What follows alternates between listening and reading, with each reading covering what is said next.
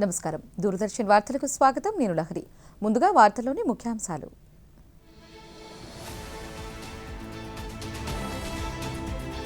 Operation Sindoor కు ఏడాది పూర్తి.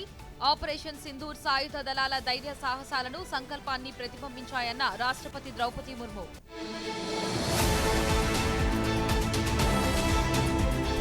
ఉగ్రవాదానికి వ్యతిరేకంగా భారత దృఢ వైఖరి, నిబద్ధతకు ఆపరేషన్ సింధూర్ అద్దం పట్టిందన్న ప్రధాని మోదీ.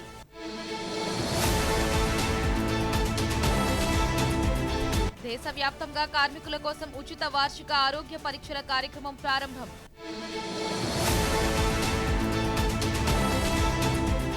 ప్రజలకు జవాబుదారీగా అధికారులు పనిచేయాలన్న ముఖ్యమంత్రి చంద్రబాబు నాయుడు. ఇక వార్తల్లోని వివరాలను చూద్దాం. గత ఏడాది ఏప్రిల్ 22న జమ్మూ కాశ్మీర్లోని ప్రముఖ పర్యాటక ప్రాంతం పహల్గాంలో ఉగ్రవాదుల దాడికి 26 మంది పర్యాటకులు ప్రాణాలు కోల్పోయారు. ఈ ఘటనకు భారత్, పాకిస్తాన్లోని ఉగ్రవాదులు ఉగ్ర స్థావరాలను ధ్వంసం చేయడమే లక్ష్యంగా ఆపరేషన్ సింధూర్ చేపట్టి ఉగ్రమూకలను మట్టుపెట్టింది. ఆపరేషన్ సింధూర్కు ఈ రోజుతో ఏడాది పూర్తయిన నేపథ్యంలో ఆ విశేషాలు ఇప్పుడు చూద్దాం.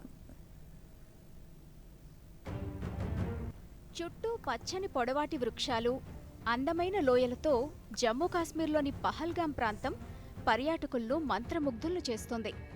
దేశంలోని పలు ప్రముఖ పర్యాటక ప్రాంతాల్లో పహల్గాం కూడా ఒకటి. అనేక రాష్ట్రాల నుంచి ప్రజలు ఇక్కడకు ఏటా విచ్చేస్తారు. అయితే పాకిస్తాన్ ప్రేరేపిత ఉగ్రవాదులు ఈ పర్యాటక ప్రాంతాన్నే లక్ష్యంగా చేసుకుని గత ఏడాది ఏప్రిల్ 22న దాడికి పాల్పడ్డారు. నాటి దారుణ ఘటనలో ఒక నేపాల్ పౌరుడు సహా 26 మంది ప్రాణాలు కోల్పోయారు. ఈ ఘటన దేశాన్ని తీవ్ర దిగ్భ్రాంతికి గురిచేసింది. పహల్గాం ఘటనతో ఉగ్రవాదులు, ఉగ్ర స్థావరాలపై దేశవ్యాప్తంగా పెద్ద ఎత్తున ఆందోళన వ్యక్తమైంది. దీనిని ప్రతిష్టాత్మకంగా తీసుకున్న ప్రధాని నరేంద్ర మోదీ సారథ్యంలోని కేంద్ర ప్రభుత్వం గత ఏడాది ఇదే రోజు అంటే మే 7న ఆపరేషన్ సింధూర్ పేరుతో ప్రత్యేక ఆపరేషన్ను చేపట్టింది. పాకిస్తాన్లోని ఉగ్రవాద స్థావరాలు, ఉగ్ర మూకలను ఏరివేయటమే లక్ష్యంగా సాగిన ఈ ఆపరేషన్ నిర్విరామంగా 88 గంటల పాటు కొనసాగింది.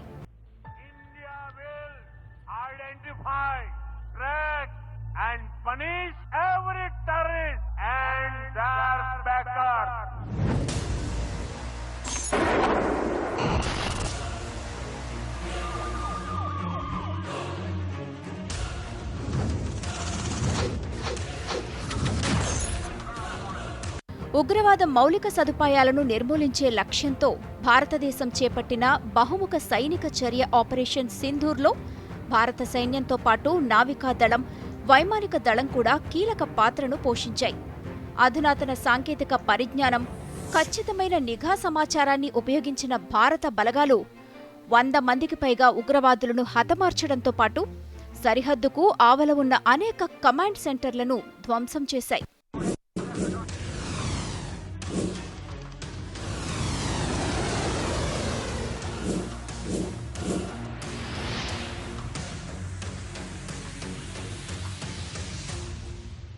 ఎనభై 88 గంటల పాటు నిర్విరామంగా సాగిన ఈ ఆపరేషన్లో పాకిస్తాన్ సహా పాక్ ఆక్రమిత కాశ్మీర్లోని ఉగ్రవాద మౌలిక సదుపాయాల లక్ష్యాలపై ఖచ్చితమైన దాడులు చేశాయి.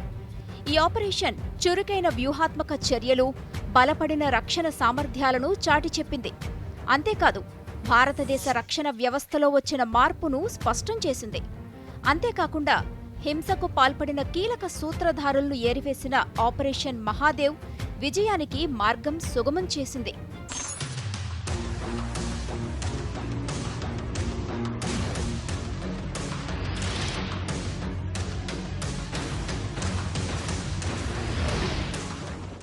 ఆపరేషన్ సింధూర్ భూ, వాయు, సముద్ర మార్గాల్లో భారతదేశపు అధునాతన సైనిక సామర్థ్యాన్ని, సంయుక్త దళాల సమన్వయాన్ని చాటి చెప్పింది.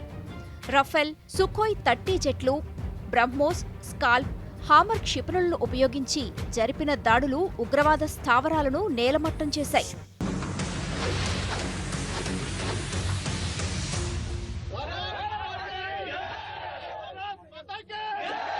ఉగ్రవాదంపై పోరులో భాగంగా చేపట్టిన ఆపరేషన్ సింధూర్ అనంతరం కేంద్ర ప్రభుత్వం మౌనంగా ఉండిపోలేదు. ఉగ్రవాదులకు ఆశ్రయం కల్పిస్తున్న పాకిస్తాన్ వైఖరిని భారత ప్రభుత్వం ప్రపంచానికి చాటి చెప్పే కీలక ప్రయత్నం చేసింది. దీనిలో భాగంగా మన దేశం నుంచి కేంద్ర మంత్రులు, ఎంపీలతో కూడిన పలు బృందాలను ప్రపంచ దేశాలకు పంపించి పాకిస్తాన్ పెంచి పోషించిన ఉగ్రవాదాన్ని, అక్కడి ఉగ్ర స్థావరాల వల్ల కలుగుతున్న ముప్పును సమగ్రంగా వివరించింది. ఉగ్రవాదం పట్ల భారత వైఖరిని స్పష్టం చేసింది.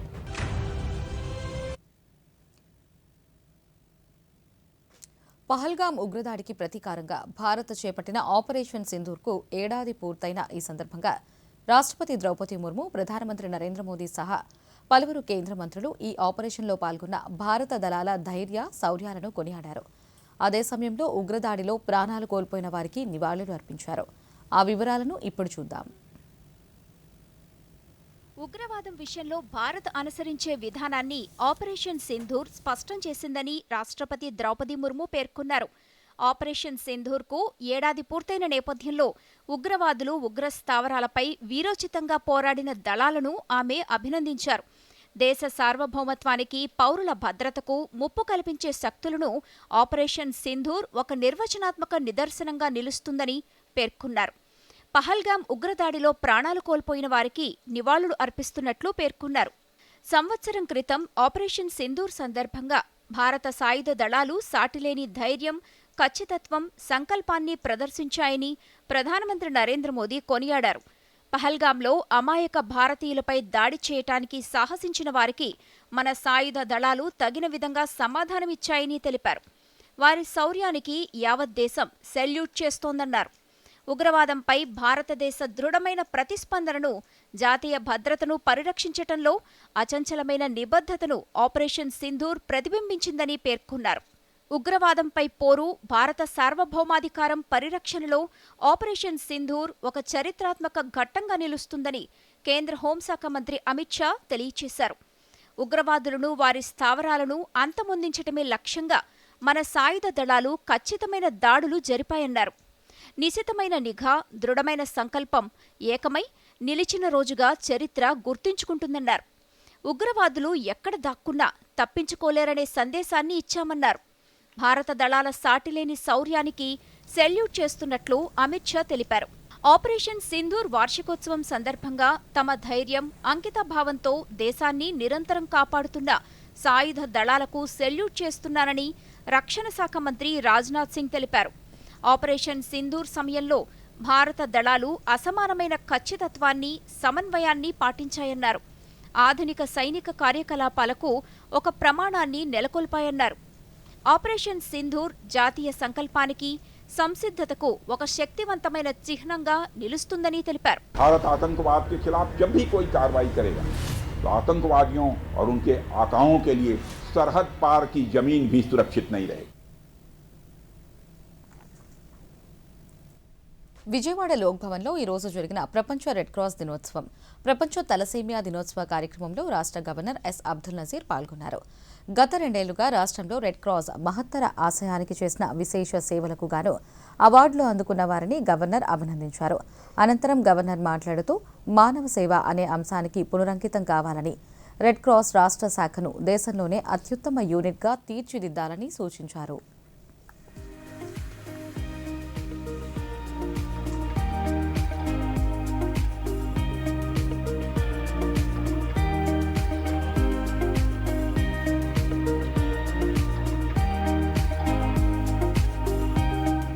The World Red Cross Day is observed globally to celebrate the humanitarian efforts of the International Red Cross and Red Crescent movement. This day honors the tireless works of volunteers and staff who provide essential services to the people in need, particularly during emergencies and disasters. The day also provides an opportunity to raise awareness about the principles of the movement, which are based on neutrality, impartiality.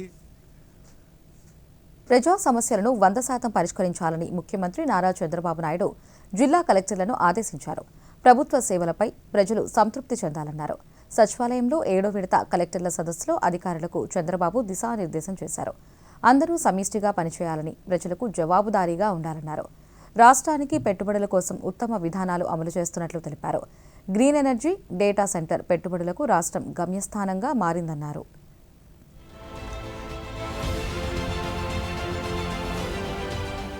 ఏడవ collectors conference.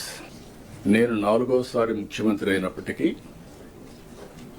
వారసత్వంగా వచ్చిన సమస్యలు మనం చూస్తే, ఇప్పుడే finance minister చెప్తున్నాడు, 9,74,000 కోట్ల రూపాయలు డెట్.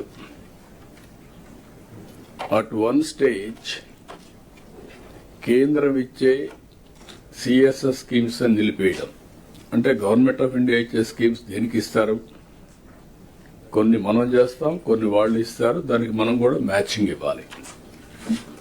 అలాంటివి దగ్గర 10,000 కోట్ల రూపాయలు డైవర్ట్ చేస్తే వాళ్ళు డబ్బులు ఇవ్వడం మానేసి, నేను ఢిల్లీకి పోతే విష్ లిస్ట్ ఇచ్చేవాళ్ళు. నేను వాళ్ళని సమస్య అడిగితే వాళ్ళు ఒక విష్ లిస్ట్ ఇచ్చేవాళ్ళు.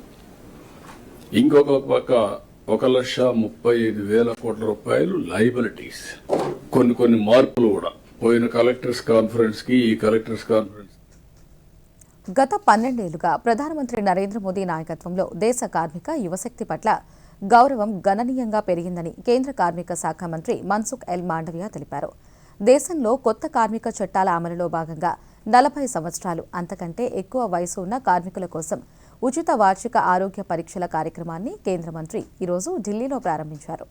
ఈ సందర్భంగా మంత్రి మాట్లాడుతూ, ఉపాధి అవకాశాలను కల్పించేందుకు ప్రభుత్వం నిరంతరం కృషి చేస్తోందని, దశాబ్దం క్రితం సామాజిక భద్రతా పథకాల కింద సుమారు 30 కోట్ల మంది ఉండేవారని, ఇప్పుడు ఆ సంఖ్య 94 కోట్లకు పెరిగిందని మన్సుఖ్ ఎల్ మాండవియా తెలిపారు. अनएम्प्लॉयमेंट रेट 4 से 4 to 5% रहता था. आज देश में अनएम्प्लॉयमेंट रेट 3.2% है, यानी कि ज़्यादा से ज़्यादा लोगों को रोजगार उपलब्ध हो रहा है. देश में केवल 30-30 करोड़ लोगों को सोशल सिक्योरिटी का कवरेज मिलता था, लेकिन 12 साल के बाद कि भारत में सोशल सिक्योरिटी कवरेज बढ़ के जो पहले 30 करोड़ लोगों को मिलता था, लेकिन एक दशक में मोदी गवर्नमेंट के प्रयासों से आज देश में 94 करोड़ लोगों को सोशल सिक्योरिटी की कवरेज मिल रहा है. కార్మికుల ఆరోగ్య పరిరక్షణ లక్ష్యంగా ఉచిత వార్షిక ఆరోగ్య పరీక్షల కార్యక్రమాన్ని కేంద్ర కార్మిక శాఖ మంత్రి ఢిల్లీలో లాంఛనంగా ప్రారంభించగా, దేశవ్యాప్తంగా 11 కేంద్రాలలో ఏకకాలంలో ప్రారంభించారు. కాకినాడ జిల్లా ప్రధాన కేంద్రమైన కాకినాడ ఈఎస్ఐ ఆసుపత్రిలో ESI corporation south India zonal medical officer doctor Ashit Malik, Kakinada ESI ఆసుపత్రి మెడికల్ సూపరింటెండెంట్ డాక్టర్ కె శ్రీనివాసరావుతో కలిసి ప్రారంభించారు. ఈ సందర్భంగా డాక్టర్ ఆషిత్ మాలిక్ దూరదర్శన్తో మాట్లాడుతూ, కార్మికులకు సమగ్ర ఆరోగ్య పరీక్షలు నిర్వహించి వారి ఆరోగ్య పరిస్థితిపై అవగాహన కల్పించడమే ప్రధాన లక్ష్యమన్నారు.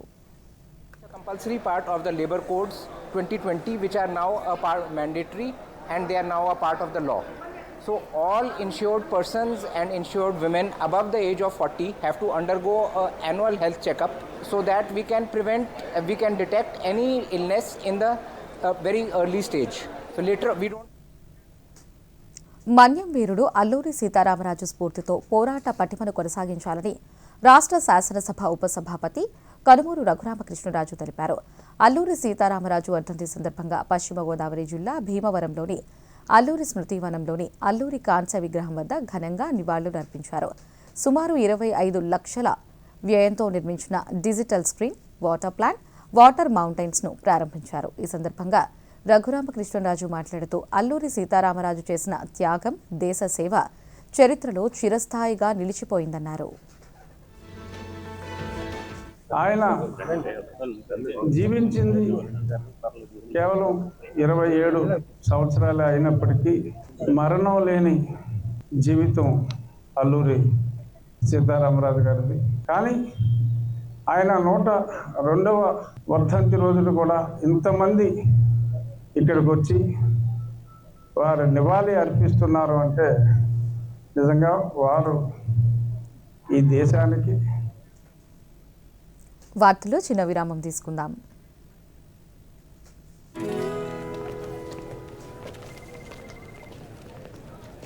Customer service. మేడం, ఈ కేవైసీ అప్డేట్ కోసం నాకు మాటిమాటికి మెసేజ్ ఎందుకు వస్తుంది? ఎందుకంటే బ్యాంకింగ్ సేవల కోసం నిశ్చితమైన సమయానికి కేవైసీ అప్డేట్ చేయించాలి. ఎలాగవుతుంది? కూర్చోండి, చెప్తాను. గుర్తింపు లేదా చిరునామాలో ఏ మార్పు లేకపోతే మీ బ్యాంక్ లేదా ఏటీఎం లేదా బిజినెస్ కరెస్పాండెంట్ అంటే బీసీ వద్దకు వెళ్ళండి. లేదా బ్యాంక్ లో రిజిస్టర్డ్ ఈమెయిల్ లేదా మొబైల్ నంబర్ లేదా మొబైల్ బ్యాంకింగ్ యాప్ లేదా ఉత్తరం ద్వారా దాని డిక్లరేషన్ ఇవ్వండి. మరి ఏదైనా మార్పు ఉంటేనో? అలాగైతే కొత్త గుర్తింపు ఇంకా చిరునామా ప్రమాణ పత్రాలు చూపించి ఖాతాని సక్రియంగా ఉంచుకుని బ్యాంకింగ్ సేవల లాభాలు పొందండి. అంతేనా? అంతే.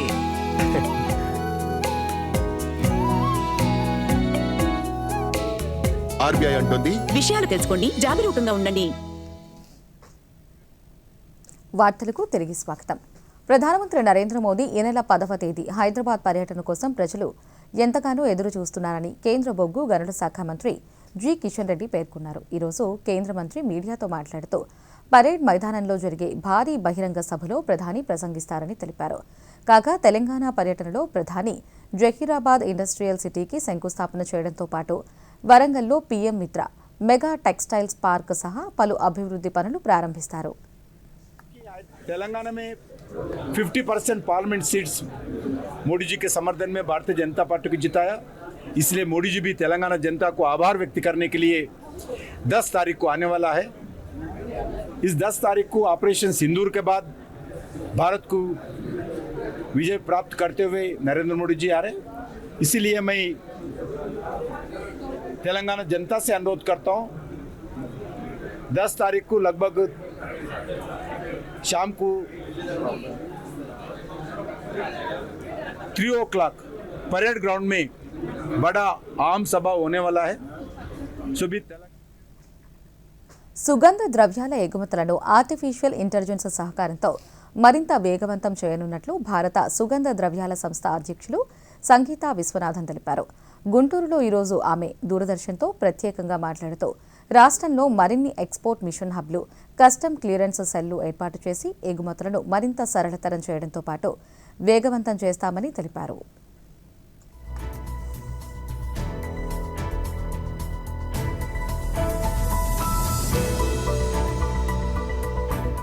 Plan to make more technologically advanced, AI advanced methods to make easy the export system itself.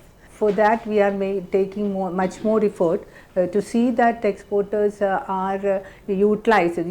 There is a fully utilization. What was the actual motive of the spices park was that. So it will be help the exporters to increase their exports and make it easy for them to have the farmers must have awareness about the latest technologies, some latest irrigation systems. That is, we are conducting mist irrigation now. Operation Sindoor సమయంలో మనం చూసింది కేవలం ఒక తాత్కాలిక విజయం మాత్రమే కాదని, అది సంస్థాగత బలోపేతానికి నిదర్శనమని integrated defence staff deputy chief lieutenant general Zubin A Minwala పేర్కొన్నారు. ఆపరేషన్ సింధూర్ మొదటి వార్షికోత్సవం సందర్భంగా జైపూర్లో మీడియాతో మాట్లాడుతూ ఆపరేషన్ సింధూర్లో డ్రోన్ల ద్వారా బహుళ అంచెల రక్షణ, వైమానిక ప్రతిదాడి వ్యవస్థలను ఉపయోగించామన్నారు. Mantri's declaration of 2025 as the year of reforms has been pivotal in driving jointness, integration of structures, organizational processes and the push towards Atmanirbharta. These reforms provided the enabling framework that translated into operational success. The operation also highlighted enhanced situational awareness at all levels of command, supported by a robust joint communications architecture that enabled timely aggregation of all intelligence, surveillance and reconnaissance inputs. This architecture continues to be strengthened and is now being integrated into a fully functional joint operations control center for Bharatiya railway parcel సేవల రంగంలో సరికొత్త శకానికి శ్రీకారం చుట్టింది. క్యూలలో నిలబడాల్సిన పని లేకుండా ఇంటి వద్ద నుంచే పార్సిళ్లను బుక్ చేసుకునేలా దక్షిణ మధ్య రైల్వే రైల్ పార్సిల్ యాప్ను అందుబాటులోకి తీసుకొచ్చింది. దేశంలోనే తొలిసారిగా ప్రారంభమైన ఈ వినూత్న డిజిటల్ సదుపాయంపై అందిస్తున్న ప్రత్యేక కథనాన్ని ఇప్పుడు చూద్దాం.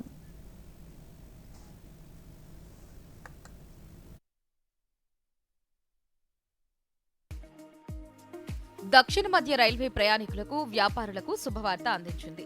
హైదరాబాద్ రైల్వే డివిజన్ ఆధ్వర్యంలో రూపొందించిన రైల్ పార్సిల్ బుకింగ్ యాప్ ఇప్పుడు పూర్తి స్థాయిలో అందుబాటులోకి వచ్చింది. గతంలో పార్సిల్ పంపాలంటే స్టేషన్లకు వెళ్లి పొడవైన క్యూలలో నిలబడి ఫారాలు నింపాల్సి వచ్చేది. కానీ ఇప్పుడు ఈ యాప్ ద్వారా వినియోగదారులు తమ ఇంటి వద్ద నుంచే పార్సిల్ పికప్ నుంచి డెలివరీ వరకు అన్ని సేవలను సులభంగా పొందవచ్చు.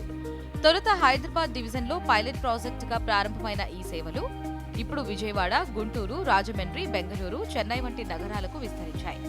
విప్లవాత్మకమైన ఈ రైల్ పార్సిల్ యాప్ను అమలు చేసిన మొదటి జోన్గా దక్షిణ మధ్య రైల్వే నిలవడం గర్వకారణమని విజయవాడ డివిజన్ మేనేజర్ మోహిత్ సోనాకియా తెలిపారు. So the customer does not have to do anything. He does not have to visit the station. From the single app, he can book and track his parcels. This is a significant landmark towards the parcel booking system on Indian Railways, and we encourage our customers to make full use of it. One stop digital వేదికగా రూపొందిన ఈ app ద్వారా పార్సిళ్లను తక్కువ ఖర్చుతో పంపడమే కాకుండా అవి ఎక్కడి వరకు చేరుకున్నాయో ఎప్పటికప్పుడు ట్రాక్ చేసుకునే సదుపాయం కూడా ఉంది. పార్సిల్ కార్యాలయాన్ని నేరుగా వినియోగదారుల వద్దకే తీసుకురావడం వలన రిజిస్టర్లు, చలాన్ల అవసరం లేకుండానే డిజిటల్ ద్వారా సేవలు వేగవంతమవుతాయి. ఈ పార్సల్ యాప్ వల్ల ఉపయోగం ఏమి అంటే, మీరు ఎట్లయితే ఫ్లిప్కార్ట్, అమెజాన్లో ఎలాగైతే మీరు ట్రాకింగ్ చేసుకుంటారో మీ కన్సైన్మెంట్ కూడా ట్రాక్ అవుతుంటుంది. నెక్స్ట్ డెస్టినేషన్ ఎక్కడికి వెళ్తుంది అన్నది మీకు క్లియర్గా తెలుస్తుంది.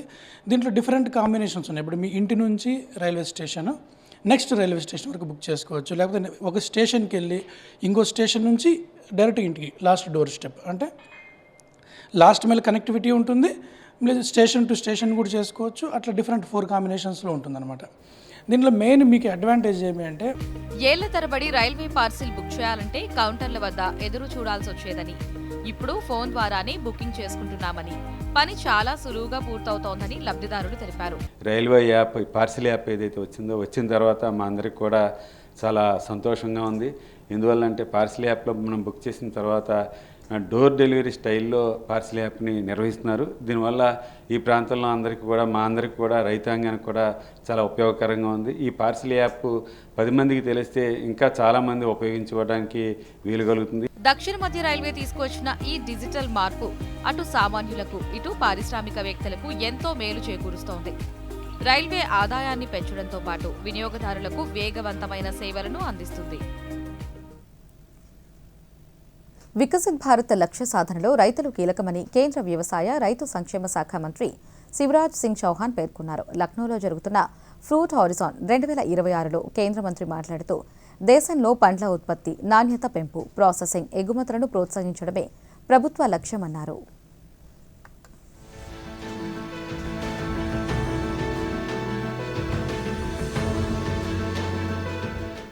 प्रधानमंत्री श्रीमान नरेंद्र मोदी जी के नेतृत्व में विकसित भारत के लक्ष्य को हमें पूरा करना है।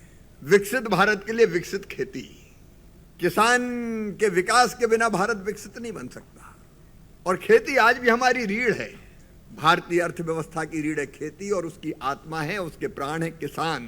मैं हमेशा कहता हूं, किसान अन्नदाता मतलब जीवनदाता, और जीवनदाता का मतलब भगवान नहीं तो भगवान से कम भी नहीं है। और कृषि मंत्री के रूप में मेरे लिए किसानों की सेवा ही भगवान की पूजा है। अंतर्मन से, अंतरात्मा से।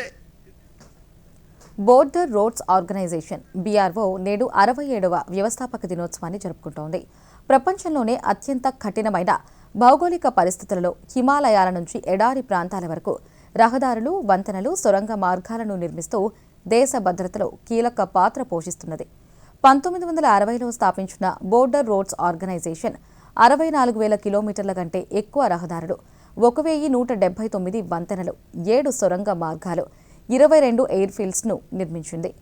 రోహ్తాంగ్ పాస్ వద్ద 9.02 కిలోమీటర్ల పొడవైన సొరంగాన్ని 10,000 అడుగుల ఎత్తులో ఉన్న ప్రపంచంలోనే అతి పొడవైన హైవే టన్నెల్ను బీఆర్ఓ నిర్మించింది. అంతేకాకుండా కఠినమైన శీతాకాల వాతావరణ పరిస్థితుల్లోనూ రవాణా సాధ్యమయ్యేలా మంచు తొలగింపు పనులను అత్యంత వేగంగా బీఆర్ఓ పనిచేస్తోంది.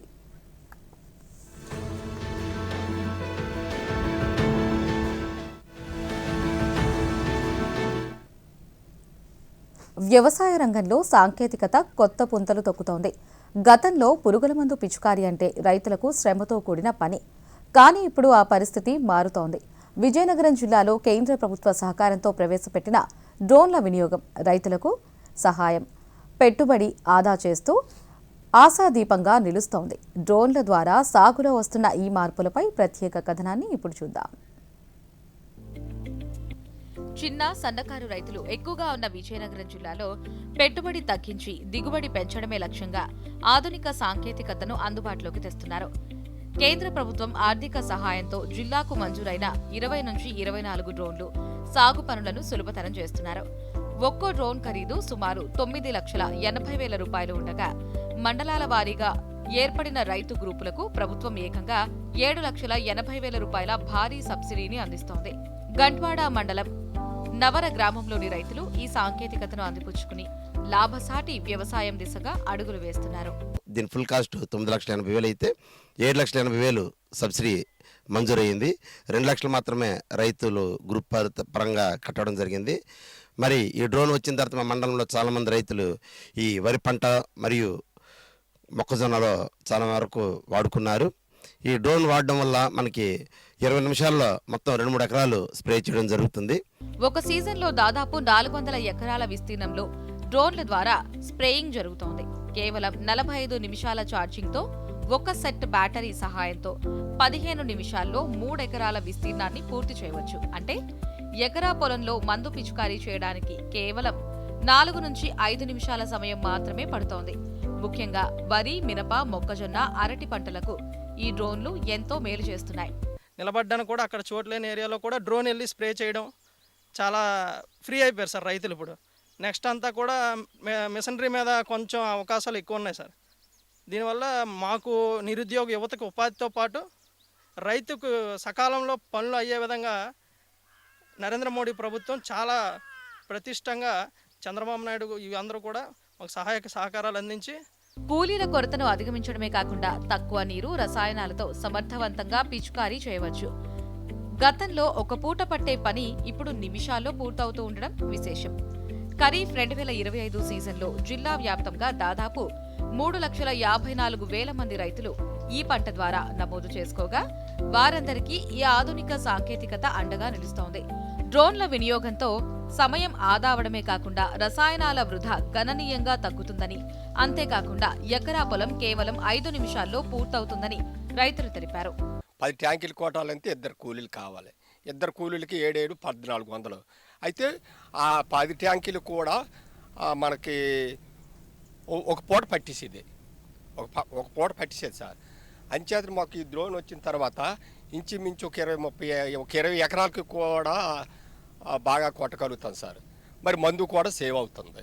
కిసాన్ డ్రోన్ సాంకేతికతతో విజయనగరం జిల్లాలో సాగు పనులు వేగవంతంగా సాగుతోంది. తక్కువ పెట్టుబడితో ఎక్కువ దిగుబడి సాధించే దిశగా రైతులు అడుగులు వేస్తూ వికసిత్ భారత్ లక్ష్యంలో భాగస్వాములవుతున్నారు. వార్తలు ముగించే ముందు ముఖ్యాంశాలు మరోసారి.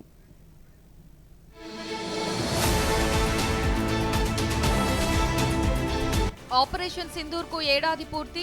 ఆపరేషన్ సింధూర్ సాయుధ దళాల ధైర్య సాహసాలను, సంకల్పాన్ని ప్రతిబింబించాయన్న రాష్ట్రపతి ద్రౌపది ముర్ము.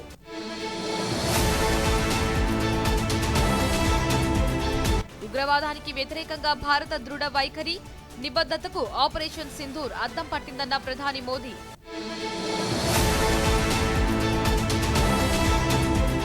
దేశవ్యాప్తంగా కార్మికుల కోసం ఉచిత వార్షిక ఆరోగ్య పరీక్షల కార్యక్రమం ప్రారంభం.